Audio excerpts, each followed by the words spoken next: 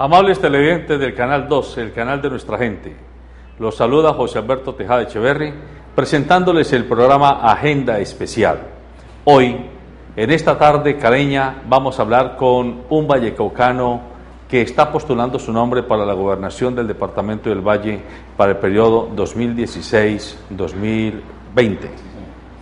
Óscar Gamboa Zúñiga. A él lo conocemos en la ciudad de Cali, en el departamento del Valle, porque en el último tiempo se desempeñó como consejero presidencial para las minorías étnicas, afrodescendientes y palenqueras, porque también estuvo delegado por la presidencia de la República para atender algunos asuntos urgentes en Buenaventura misma y fue gobernador encargado del Chocó por un corto periodo ante las crisis reiteradas que este departamento ha tenido. Es un hombre que conoce el departamento, conoce a Buenaventura, conoce la costa pacífica, conoce el país, conoce el problema de las minorías, pero yo, con la venia de él, hoy no quiero que hablemos tanto de su periplo político. Hoy quiero que conozcamos a Óscar Gamboa Zúñiga. Comienzo por saludarlo y por hacerle la primera pregunta a Óscar. ¿El apellido o los apellidos Gamboa Zúñiga de dónde son? Alberto, muy buenas tardes. Muy buenas tardes a los amables televidentes. Muchas gracias por su amable invitación. Bueno, el apellido Gamboa es de mi abuela paterna, no de mi abuelo paterno, es de mi abuela paterna, de Pizarro, Chocó, sé que viene de allá. Y el apellido Zúñiga sí es desde luego de mi abuelo materno, que es de aquí del centro del Valle del Cauca. Nacido en Buenaventura, criado en Buenaventura, pero muy jovencito salí a estudiar a la ciudad de Medellín y allá me acabé de formar. ¿Cuántos años estuvo en Buenaventura?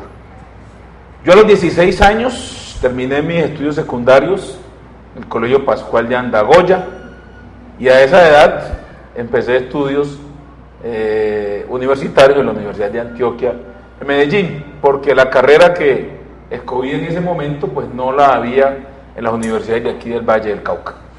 A ver, doctor Gamboa, pero en esos 16 años que usted estuvo en Buenaventura, supongo que no estuvo solo, estuvo con su familia. Desde luego. Cuéntenos su familia, cuántos hermanos tiene, cuántas hermanas, quiénes eran sus padres, qué hizo ese niño que se llamaba Óscar allá en Buenaventura. Pero a ver, una precisión, los amables televidentes no vayan a interpretar de que a los 16 años yo me fui a Buenaventura y no he vuelto.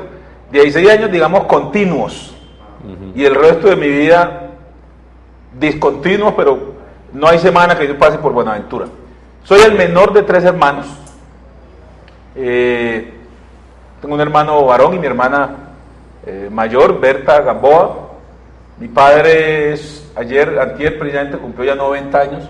Y vive, bendito Dios, jubilado de la empresa Puertos de Colombia, a donde de niño me tocaba llevarle el almuercito, la cena, cuando había en la casa. Y mi madre, lamentablemente, ya hace 2 años y 3 meses falleció. ¿Cuántos años tenía cuando murió? Apenas 71 años, estaba muy joven. Sí, muy joven. Y bueno, nos dejó, eso es un dolor realmente irreparable, un vacío muy grande, pero yo sé que desde el cielo ella me está llenando de bendiciones. ¿Y sus hermanos qué hace el doctor Gamboa? Mi hermano es bombero de profesión en Buenaventura, trabaja en los bomberos. ¿En Buenaventura? En Buenaventura. También trabajó en la empresa Puertos de Colombia, no alcanzó a pensionarse, porque para esas épocas se acabó la empresa Puertos de Colombia como una empresa del Estado. Y mi hermana es funcionaria de la Fiscalía General de la Nación en Buenaventura. Revisando su hoja de vida, yo me encontré con que usted estudió farmacia, estudió ingeniería industrial, se desempeñó como químico en algunos laboratorios farmacéuticos de algunas multinacionales, laboratorios Squibb, Hearst, lo que se llama Mejoral, Ross, hoy se llama Sanofi. Bueno, pero entonces uno se imagina que las personas que cuando ya son adultas están trabajando en temas químicos, de ingeniería mecánica, electrónica, de niños fueron como inquietos. ¿Usted sí, bastante, inquieto? Al punto que me decían el loco. A ver, ¿cómo así? Los mayores, porque yo era muy necio, muy inquieto, o sea, nunca estaba quieto. y precisamente la semana pasada, que fue Buenaventura, un vecino, don Patrocinio, que todavía vive, él me bautizó como loco. Él ya por pena no me dice loco, y yo le digo, don Patro, aquí está su loco, hombre. Yo no olvido el pasado. Y en otros casos me decían líderes, las hermanas de las compañeras de estudio de mi hermana, y ella obviamente un poquito mayor, porque yo en el colegio Pascual de Andagoya me las tiraba de revolucionario, ¿no? Era el comité estudiantil. A usted se le aplica aquello de que quien no ha sido comunista a los 20 años y conservador, o por lo menos demócrata a los 50, es porque está loco. De pronto, porque en la Universidad de Antioquia también yo era tirapiedra, yo era de los que pensaban que este país lo íbamos a cambiar desde tirando piedras de la universidad. Pero también esos son aprendizajes de la vida, mi querido Luis Alberto, amables televidentes, porque comienza uno a ver mucho el país, la sociedad, a no tragar entero, a volverse muy analítico de las realidades nacionales, de las realidades sociales. Y ese curso de la vida es el que me tiene hoy en el sitial, que me tiene como hombre vallecaucano que quiere ver un departamento mejor. ¿Por qué se fue a estudiar a la Universidad de Antioquia y no se vino a estudiar a la Universidad del Valle? La primera profesión que yo estudié, soy químico farmacéutico, una carrera de 10 semestres, no existía en la Universidad del Valle ni en ninguna otra universidad. ¿Y por qué quiso estudiar química farmacéutica? Bueno, a mí siempre me gustó la química, inclusive recuerdo cuando las pruebas del ICFES, que ahí se llamaba en esa época, el puntaje mío en química fue muy superior, que así se calificaba, o sea, la máxima calificación, y me ha gustado mucho la química. Por eso me fui a Medellín, porque aquí no había esa carrera. Luego aquí vine a estudiar ingeniería industrial, no terminé, no me gradué como ingeniero, hice 10 semestres en la Universidad Autónoma, me fui para Bogotá, por eso corté los estudios acá, y ya en Bogotá decidí hacer ya posgrados, ya no tanto pregrado, porque sentí ya la presión formativa de que había que avanzar más en el escenario de los estudios de posgrados. A propósito de eso, me llama la atención que usted tiene un magíster de la Universidad de los Andes. Sí, yo hice especialización en la Universidad INCRA de Colombia en Bogotá en gestión y desarrollo comunitario, y el año pasado terminé la maestría en la Universidad de los Andes en gerencia y práctica del desarrollo, siempre ya cargado a los temas sociales, a los temas que tienen que ver con el desarrollo de los pueblos. ¿Y esa llegada a la Universidad de los Andes fue apalancada, fue por mérito, fue por concurso? ¿Cómo fue esa llegada? No, concurso, normal, se presentó, fuimos la primera cohorte, esa es una maestría nueva en la Universidad de los Andes, fuimos aproximadamente 220 aspirantes, en últimas se engancharon 38, y ahí tuve la fortuna de pasar las pruebas, pasar la entrevista, y me di la pela, porque la verdad es muy duro sacar una maestría, al menos en esta universidad, no sé las otras, y trabajando al mismo tiempo. Había que madrugar a las 4 de la mañana para poder leer todo el cúmulo de documentos que le ponen a uno a leer, pero qué rico haberlo hecho, haber hecho el esfuerzo, porque esas son las baterías y los instrumentos que uno tiene hoy desde el punto de vista conceptual y contextual para plantear lo que plantea como ciudadano de Colombia. Entiendo que usted es perfecto bilingüe, pero que no lo es de ahora, sino desde muy joven. Es que cuando yo vivía en mi infancia en Buenaventura, el barrio donde yo vivía, que se llamaba la Subida de los Alemanes, se llama porque todavía así se llama, era paso obligado de los marinos, que en esa época andaban a pie en la calle, hoy no los dejan bajar casi de los barcos, y era la zona del paso, la zona de tolerancia. Entonces los marinos extranjeros, con tal de que uno le guiara por donde era la calle que a los interesaba, entonces uno aprendió a decir, hey, give me $1, give me chocolate. Entonces ahí comenzamos a aprender algunas palabritas de lo que en Buenaventura llamaban el inglés muellero. Mi padre, cuando llegaba con sus cervezas encima, me ponía a contar del 1 al 10, a decir buenas tardes en inglés, y ahí me comenzó el chicle por el idioma inglés. Pero entiendo que usted era como monitor o profesor de inglés. Sí, yo cuando estudiaba en la Universidad de Antioquia, como esa universidad tenía tantos problemas, la cerraban, la abrían, entonces aproveché un largo cierre que tuvo la universidad para meterme ya formalmente en un instituto, el Instituto Bridge de Medellín, un año. Entonces perfeccioné, aprendí gramática, y de ahí el rector de esa institución me recomendó para dictar clases en un colegio nocturno en Medellín, y eso ya me sirvió para terminar de costearme mis estudios en Medellín. Doctor Gamboa, ese muchachito que quería estudiar química farmacéutica, que ya se hizo joven y decidió irse a la universidad, le preguntaba hace un ratico, ¿había sido loco? Usted dijo, sí, a mí me llamaban loco, pero ¿hizo algún experimento, quemó alguna cobija, quemó alguna habitación en su casa o hizo algún daño en la comunidad intentando hacer experimentos? Muchos daños en la casa, y como en esas épocas todavía existía el rejo, esos rejos de 2 patas. Que en Teotihuacán no lo traumatizaron, por lo visto. No, la verdad que no, antes por el contrario, no quiero justificar con esto que a los niños hay que castigarles como que ya nos tocó a nosotros, pero yo creo que esa formación de la familia es vital, sobre todo para el tema de valores. A mí, a punta de rejos, también nos enseñaron a que los mayores había que respetarlos, que uno no podía cogerse lo que no era de uno. Que no hay que meter la cucharada en las conversaciones de los mayores. Uy, por Dios, esa era con la mirada lo sacaban a uno del escenario. Y yo recuerdo alguna vez, mi madre dejó una moneda en esa época de 10 centavos encima del comedor y se perdieron. Y de verdad, fue muy cruel la amenaza, porque ellos, si no aparece la moneda, a alguien se le van a quemar las manos. Digo, fue muy cruel porque ella nunca lo iba a hacer, pero con eso amenazó. Y fue mi hermano el que lo había cogido para comprarse unas cucas que en esa época valían 5 centavos. Y la fuetera fue de la Madonna, ¿verdad? Mamá era implacable en eso, pero esa residumbre nos sirvió hoy para tener también esa firmeza de principios, esa firmeza de valores y esa concepción de lo que debe ser un buen ciudadano o una buena ciudadana. Y cuando usted llegó a la Universidad de Antioquia, ¿en qué año estamos hablando? El año 78. Bueno, usted llegó en plena efervescencia de ese movimiento izquierdista revolucionario que había en Colombia, en América Latina, inspirado por la Revolución Cubana, inspirada por la Revolución Nicaragüense, inspirada por China, inspirada por los sacerdotes de la Teología de la Liberación, el Grupo Golconda, Monseñor Valencia Cano. ¿Le tocó con Valencia Cano? Me tocó de niño, claro, lo recuerdo perfectamente. Ese era un apóstol. Ese hombre definitivamente está en la gloria de Dios. Nunca me olvido que vestía siempre de vestido caqui, camisa y pantalón caqui, pero la verdad, era un apóstol, Monseñor Valencia Cano. Yo creo que, guardando las proporciones, yo veo el perfil del Papa hoy y siento que esa era la línea de pensamiento de Monseñor Valencia Cano. ¿Y usted tuvo algún trabajo en particular con él?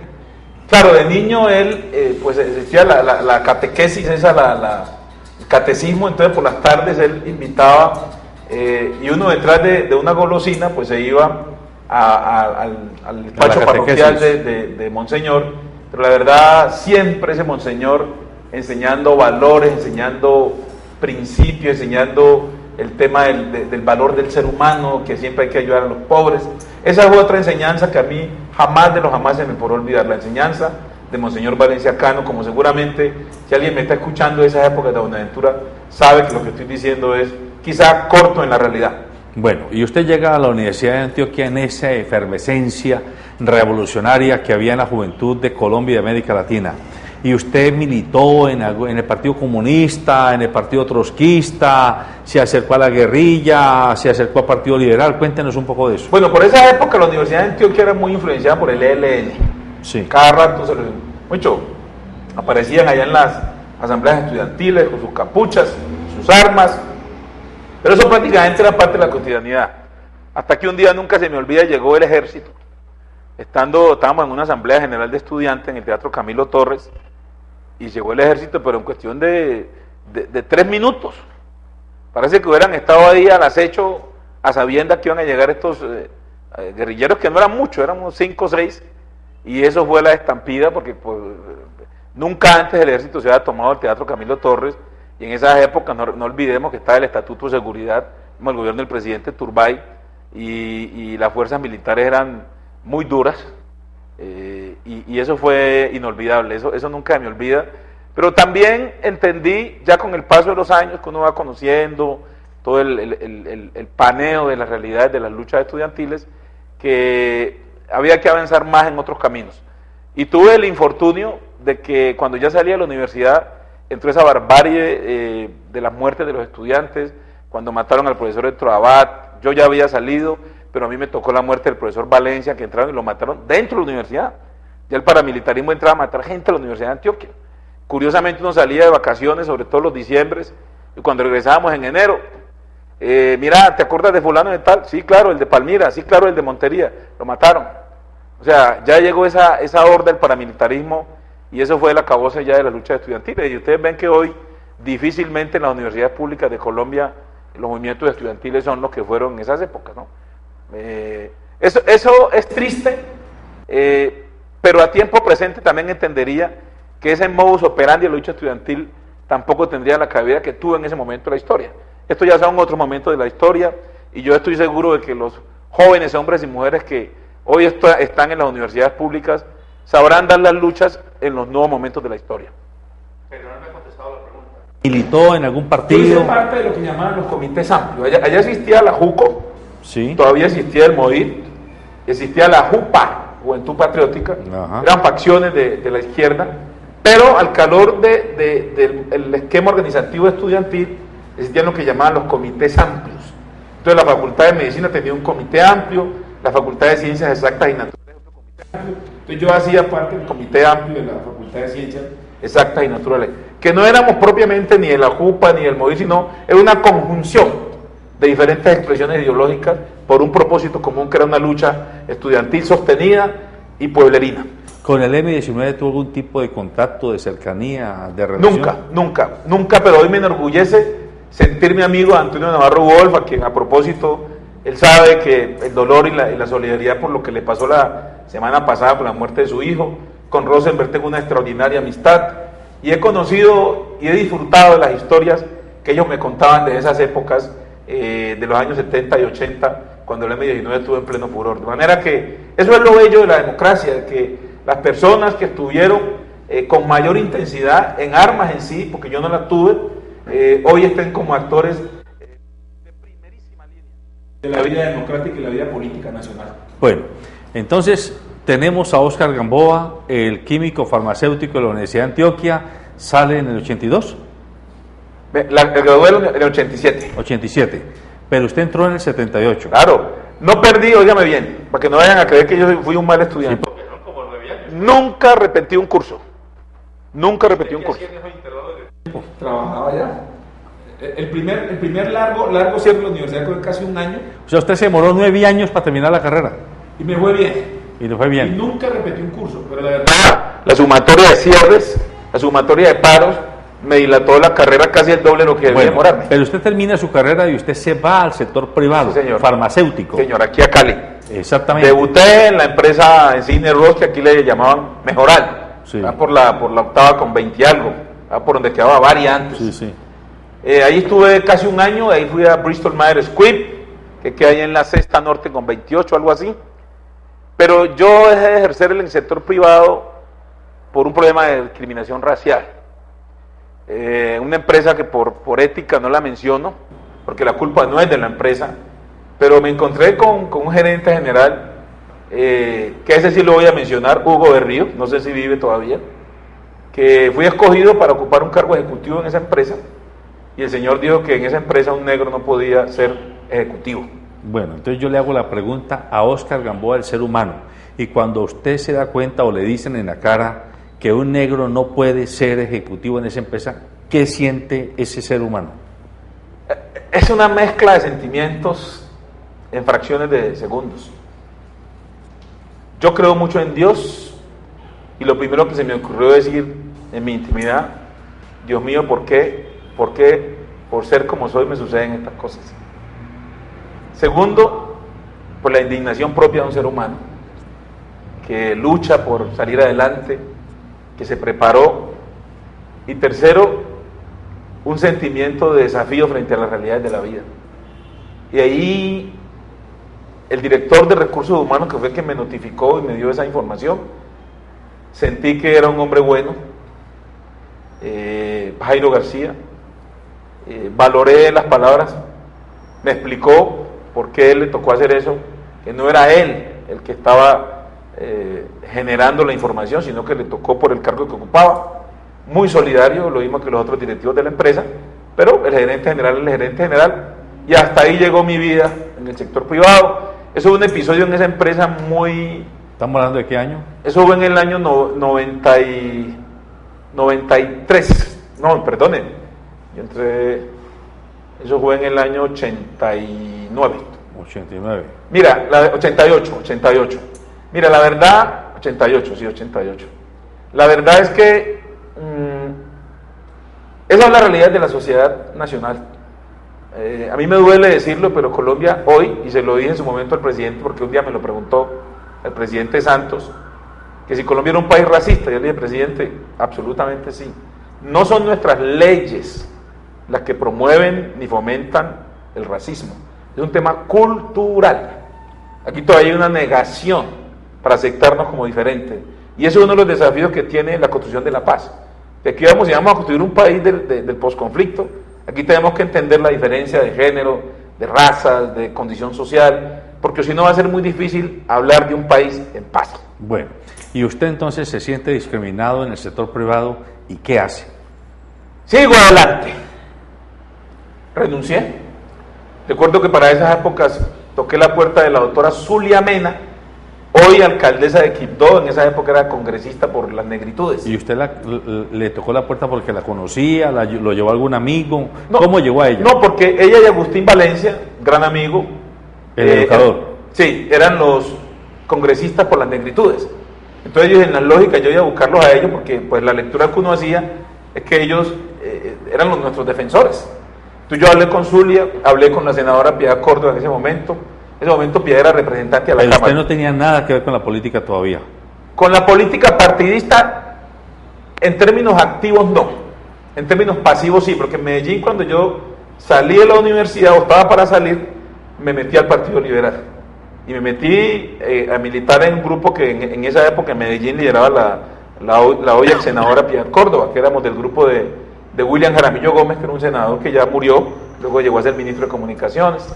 Y bueno, ya arrancó la militancia. De manera, cuando llegué al sector privado era digamos un político pasivo, no un político activo, porque yo estaba amarrado en la empresa privada. Bueno, Zulia Mena me dijo, hombre, que ya no podía hacer nada como tal desde el punto de vista legal, porque en Colombia no había una ley que penalizara la discriminación racial.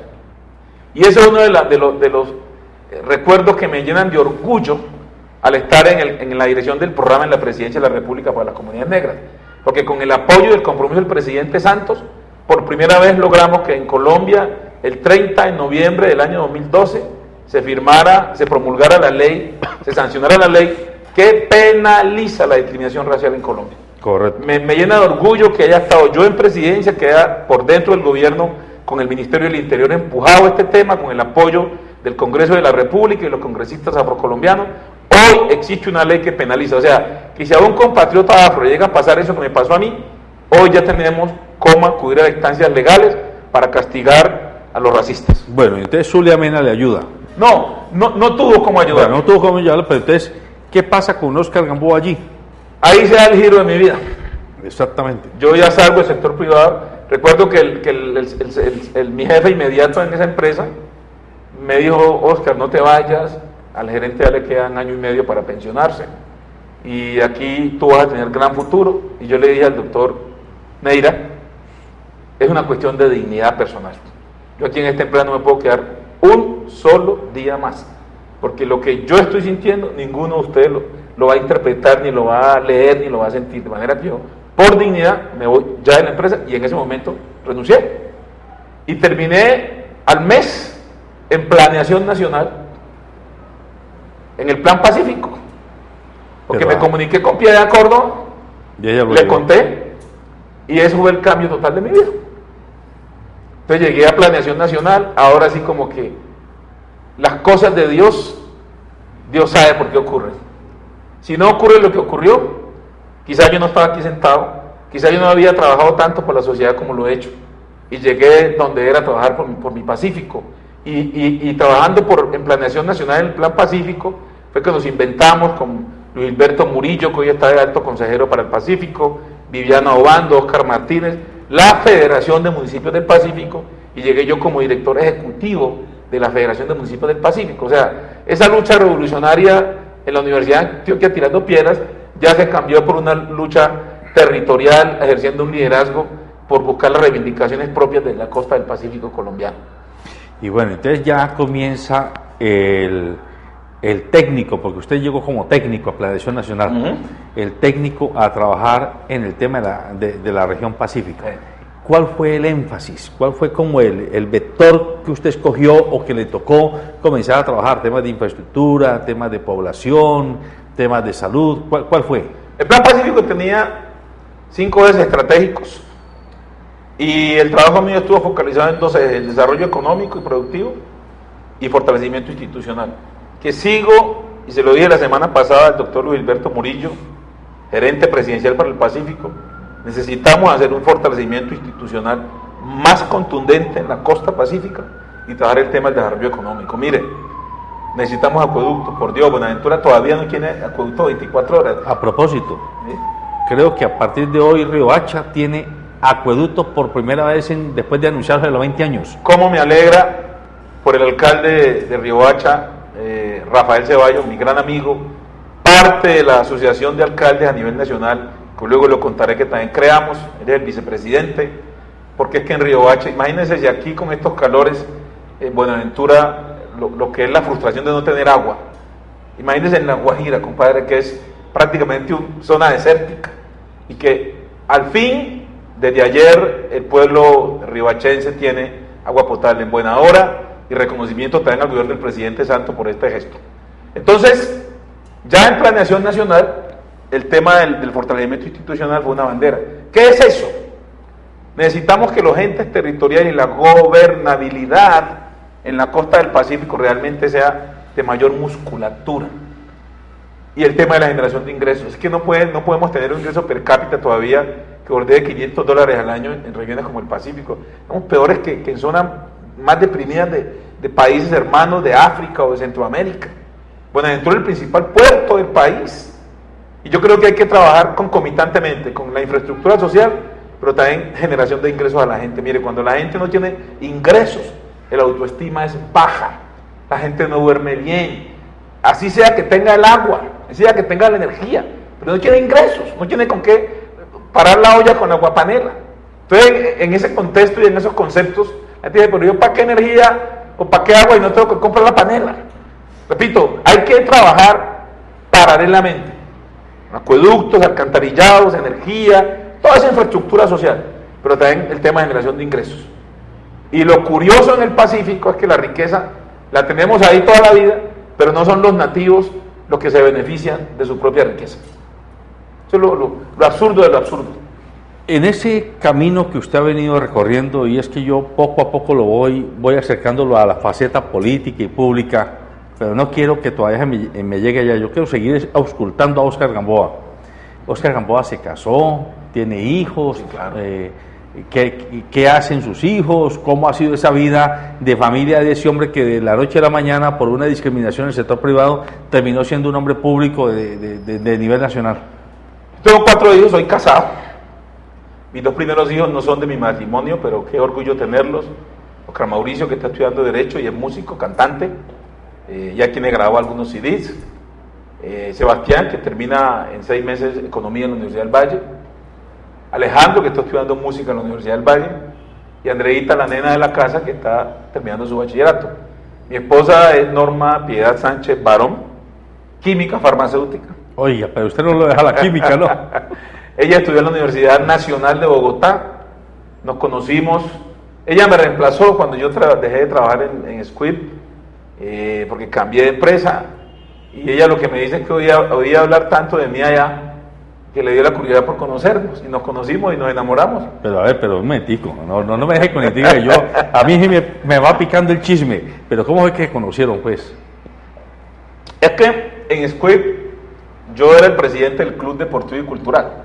Yo siempre he tenido el plurito por ejercer liderazgo. Y ese club deportivo era el que organizaba todos los torneos, las fiestas de fin de año. Entonces el presidente pues era una persona que era muy conocido. Y cuando yo me voy de la compañía, ella llega como reemplazo y venía de otra empresa. Y entonces escuchaba el tal Óscar Gamboa y Óscar Gamboa. Y una vez en una reunión de químicos farmacéuticos en Cali, nos presentaron y me dijo, ¿usted qué es el famoso Óscar Gamboa? Y yo le dije, pues ¿cómo así? Ahí comenzamos una amistad que duró como amistad pura, pura y plena, no más de 3 meses. A los 3 meses ya estábamos de novios, duramos 1 año de novio y nos casamos, tenemos 21 años de casados. Y entonces la química ha funcionado. Pero bastante. Y no han habido explosiones. Y no ha habido explosiones. Bueno, ¿y sus hijos? ¿Dice usted que tiene uno que está estudiando Derecho? ¿O ya Sí, está estudiando Derecho, el otro termina Economía ahora en la Valle, está en el último semestre ya. ¿Y alguno de ellos tiene la piquiña de la vena política? Sí, los 2 mayores. No solamente les gusta, sino que creo que van a ser políticos activos también. Ya. ¿Y están comprometidos con todo el tema de negritudes, de afrodescendientes, etcétera? Con todo eso, pero en contexto como yo se lo he enseñado. Nosotros los que somos de descendencia africana tenemos la obligación de trabajar por la inclusión, para que construyamos sociedades donde al final del día, negros y blancos, indígenas, hombres y mujeres, todos y todas, entendamos que somos parte de una misma familia, la de los seres humanos. Correcto. Doctor Gamboa, entonces ya nos contó que usted se casó, que tiene 4 hijos y que comenzó a hacer ese camino político. Vamos a entrar a una segunda parte. Vamos a hablar del hombre público que ha estado jugando, ¿por qué no decirlo?, en las grandes ligas de las relaciones internacionales del país, con congresistas y políticos americanos, que ha tenido que ver con el Club América. A usted se le debe que el Club América no ha salido de la B, pero sí salió de la lista Clinton. Aunque muchos no lo quieran reconocer, pero así es. Bueno, pues ahora nos va a contar eso. Y nos va a contar otras cuitas, y concretamente por qué quiere irse ser el gobernador del Valle. Pero vamos a un corte comercial.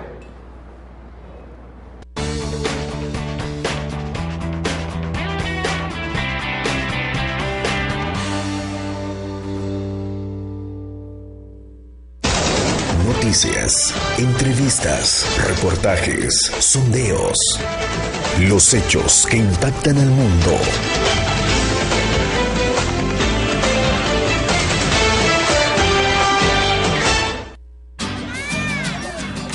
Si quiero cumplir mis sueños, siempre debo decidir por mí. Lo que quiero en mi vida lo decido sin presiones. Pero cuando uno está en pareja, la decisión es de los dos. Decidimos protegernos siempre. Y elegimos estar con quien respeta nuestras decisiones. Por mí, yo decido. Esto es Un País Moderno. Daylight come and me don't want go home. Chasing the ruler.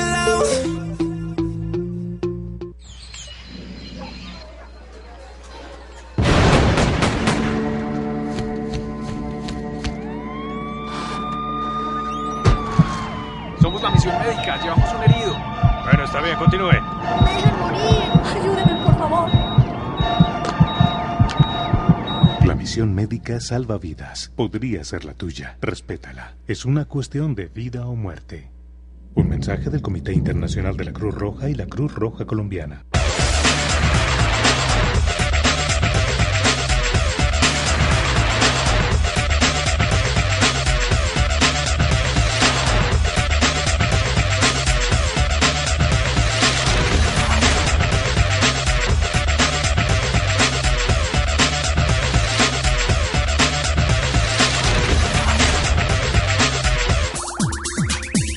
Daylight come and me don't want go home. Chasing the ruler.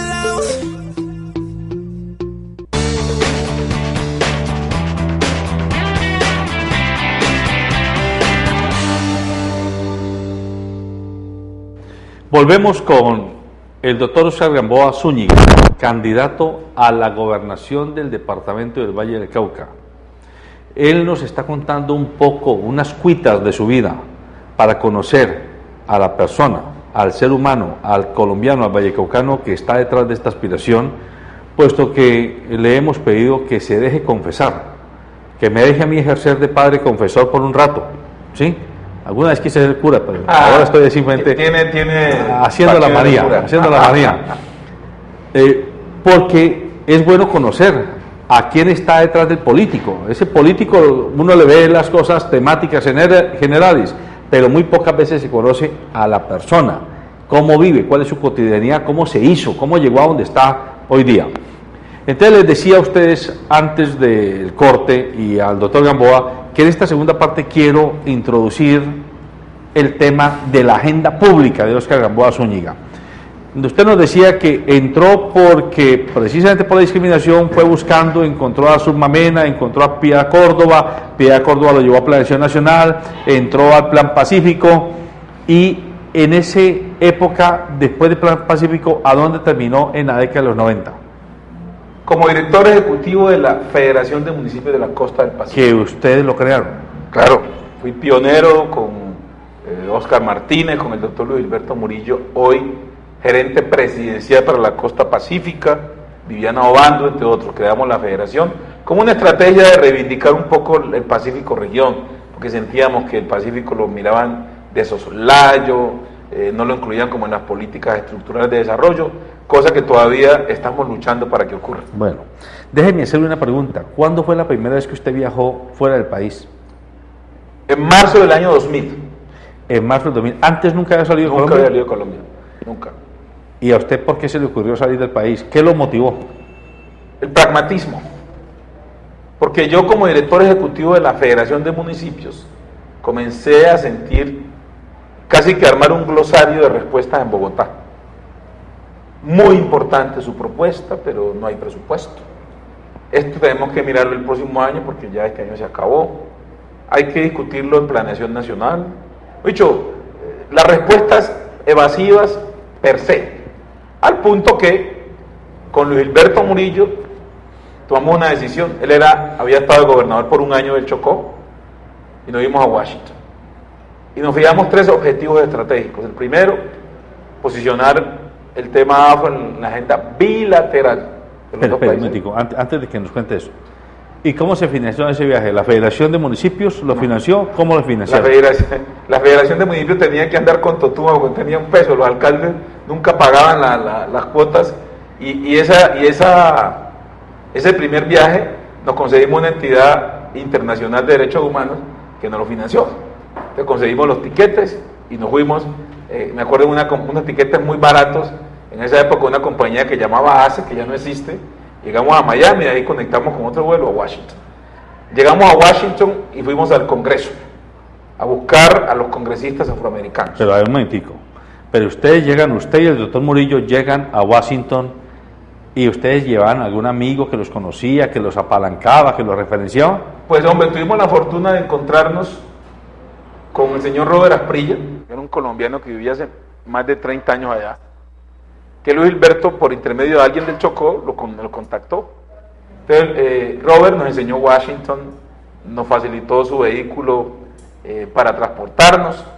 Yo dormía en un sofá-cama en la casa de Robert Asprilla, y Luis Gilberto dormía en el sótano de la casa.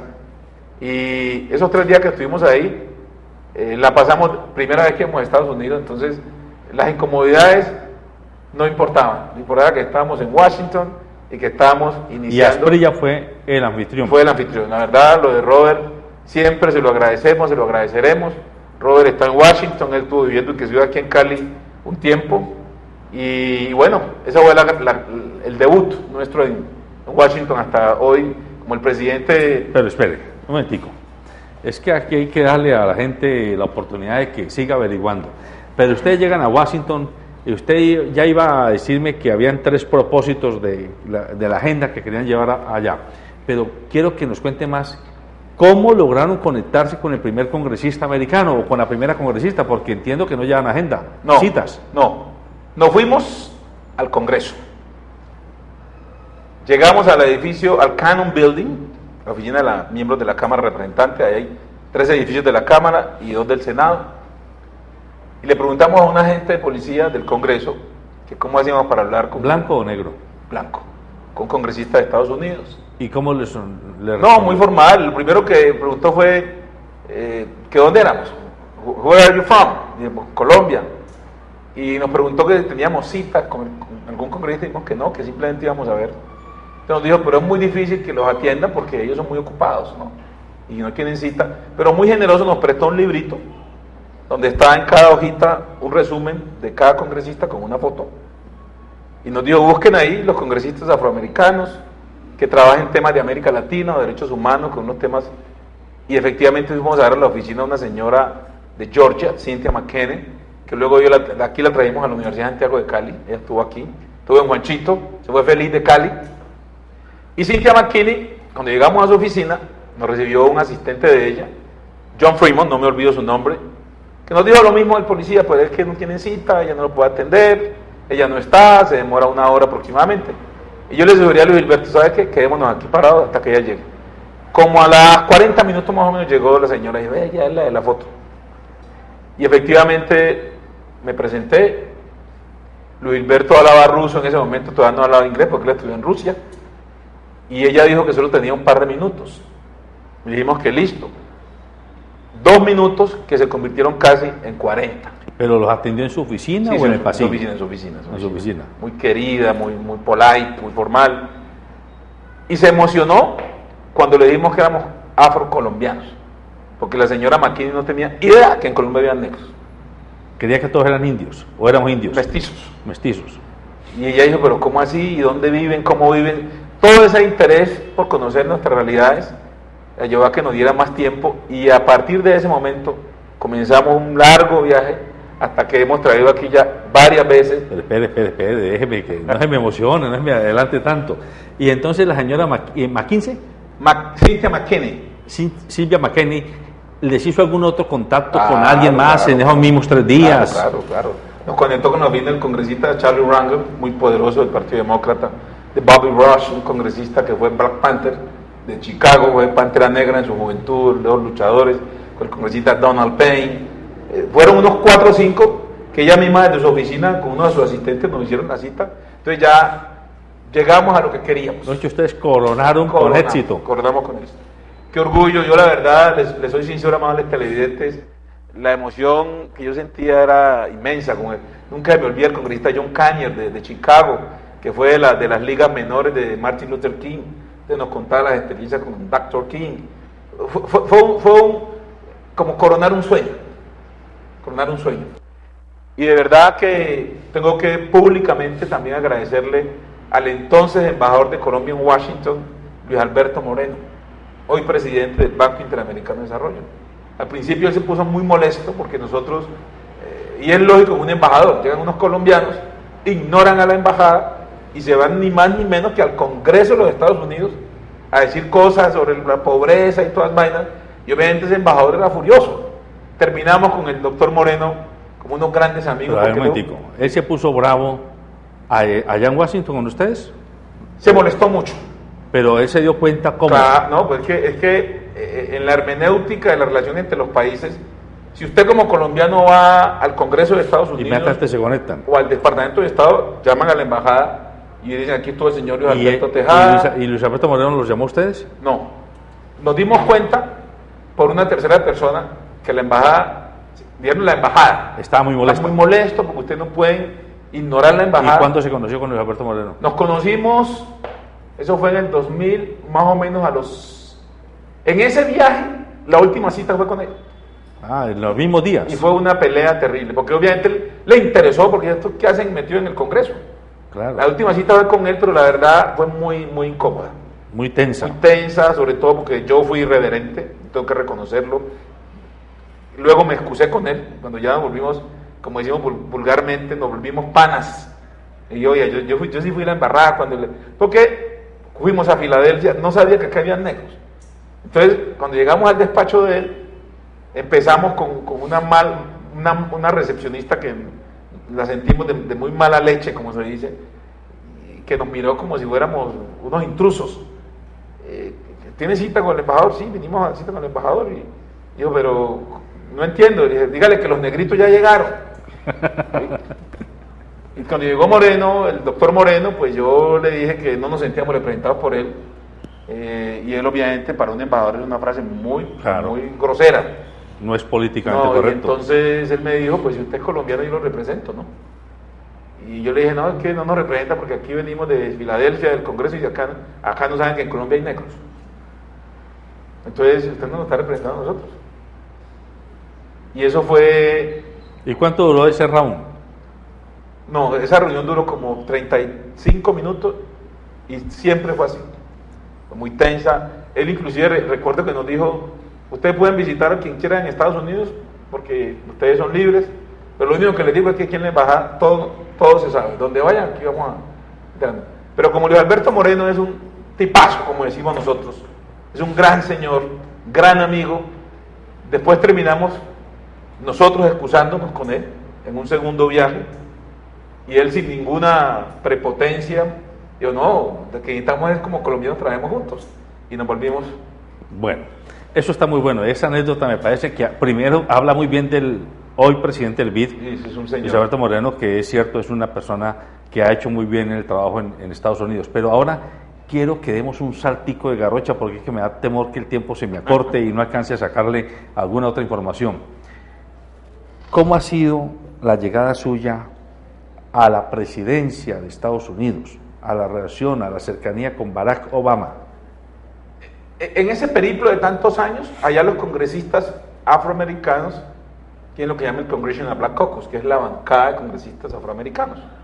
Ellos los miércoles tienen siempre un almuerzo, es tradicional, donde se reúnen todos los congresistas, discuten cosas sobre la problemática de los afro de Estados Unidos y del mundo, tienen una fundación, y obviamente cuando el hoy presidente Obama era senador, pues era parte de Black Caucus. Claro, y iba los miércoles. Iba los miércoles, entonces pues conversamos 2 veces con él, Zulia Mena también, Luis Berto, un senador pues, a mí me impresionó por su sencillez y su brillantez, pero la verdad nunca pensé que 3 años después lo íbamos a tener como presidente de los Estados Unidos. Y para mí fue un orgullo cuando vino a Cartagena a la Cumbre de las Américas, hubo un acto para afrocolombianos, entrega de títulos de propiedad colectiva, y recuerdo que yo estaba en la primera fila del sitio donde él estaba con el presidente, y en un paneo que hizo la mirada me alcanzó a ver, y recuerdo que me hizo así, y yo también le repetí él, como quien dice, te conozco, y hoy como afro del mundo me siento orgulloso del presidente Obama porque creo que ya lo ha ido demostrando, levantó a Estados Unidos del sitio donde lo encontró, el desempleo ha rebajado casi el 50% de lo que lo encontró, esa posición que tomó frente al tema de Cuba me parece brillante, moderna, histórica, lo que está haciendo con los inmigrantes histórico, de manera que ese es el presidente Obama del Yes We Can, del sí podemos. Bueno, entonces ahora hagamos un pequeño retroceso. Y la relación suya con el embajador William Bromfield en Colombia, ¿cómo se dio? ¿Cómo se logró encarnar? Es que cuando ya cogimos cancha, digámoslo así vulgarmente, en Washington, entonces ya sabíamos cómo nos movíamos. En Washington hay que saber moverse. ¿Cuáles son las avenidas clave y cuáles son las avenidas que es botadera de corriente, como decimos acá en Colombia? Y logramos que el grupo de congresistas amigos aprobaron lo que llaman earmarks, un auxilio que quedó explícito en los recursos que Estados Unidos aprobó para Colombia. En esa época todavía existía el Plan Colombia. Fueron $15 millones para las comunidades afrocolombianas e indígenas. Entonces, aquí en Cali se hizo el lanzamiento de un programa que se llamaba Midas, y el embajador Bromfield, muy generoso en su intervención, me hizo un reconocimiento y me calificó hasta de héroe por haber sido yo capaz de hacer con Luis Gilberto y con otros compañeros afrocolombianos como Marino Córdoba, que también trabajaron mucho para que esto se diera. Y entonces, toda esa cancha y todas esas relaciones que usted fue teniendo con congresistas, embajadores y el hoy presidente de Estados Unidos, lo llevaron a jugársela por el Club Deportivo América, por la mechita. Pues hombre, parto cuéntenos por decir, un poquito, cuéntenos cómo fue. Para que mis hermanos hinchas del Cali no se vayan a enojar conmigo, ¿no?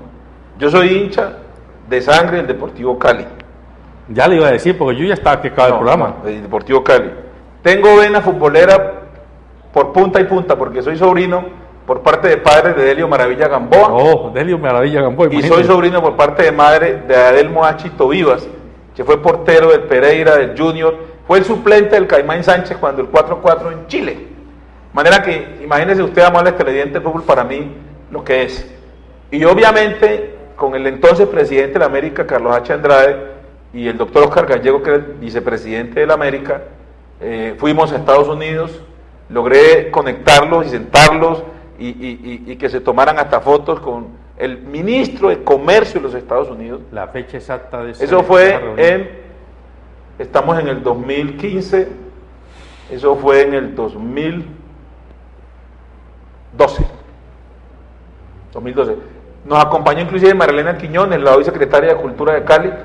Fuimos, hablamos con congresistas de Estados Unidos en el sitio donde estábamos, hicimos una tremenda gestión política para que la América se le realista a Clinton. Por eso ellos me honraron cuando la América jugó la final del primer torneo de la B. O sea, la primera final que le tocó jugar en la B, la primera y única, pues el América me invitó para que hiciera el saque de honor en el Pascual Guerrero.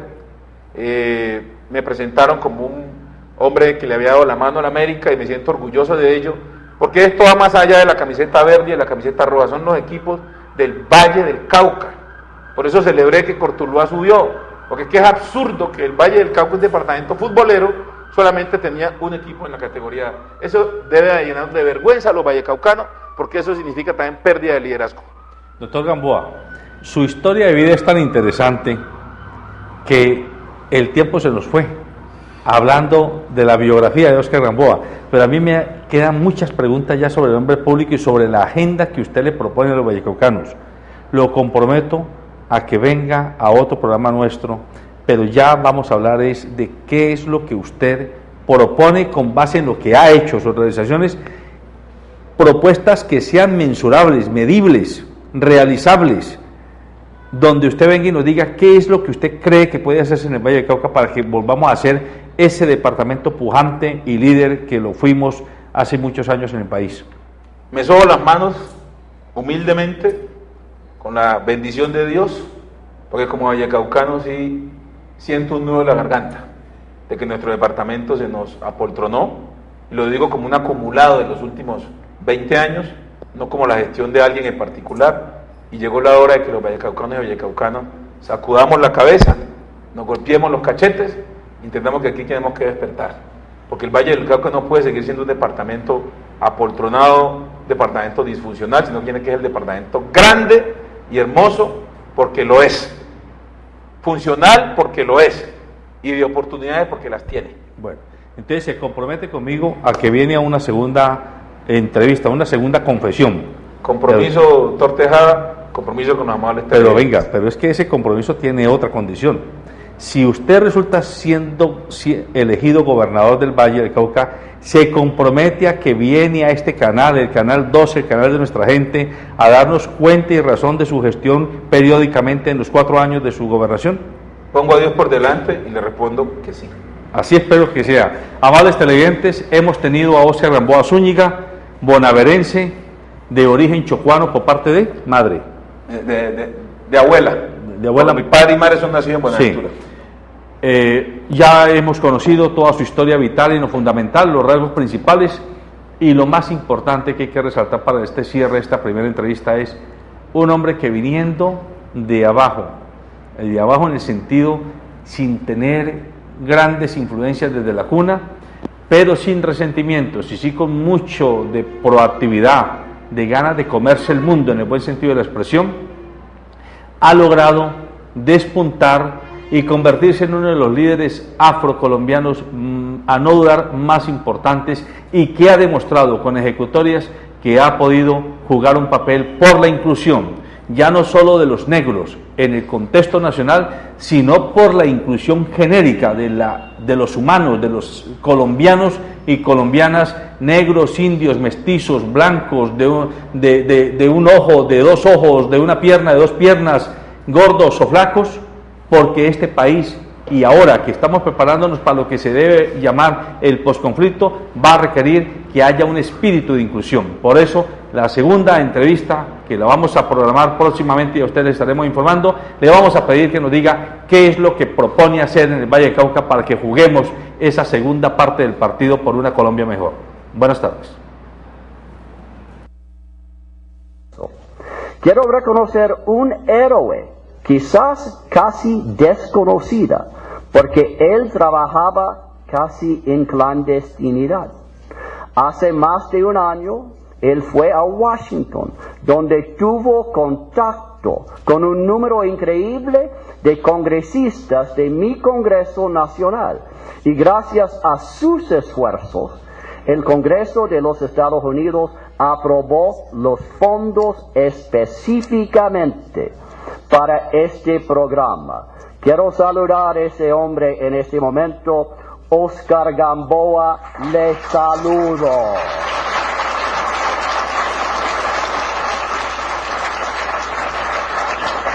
Señor.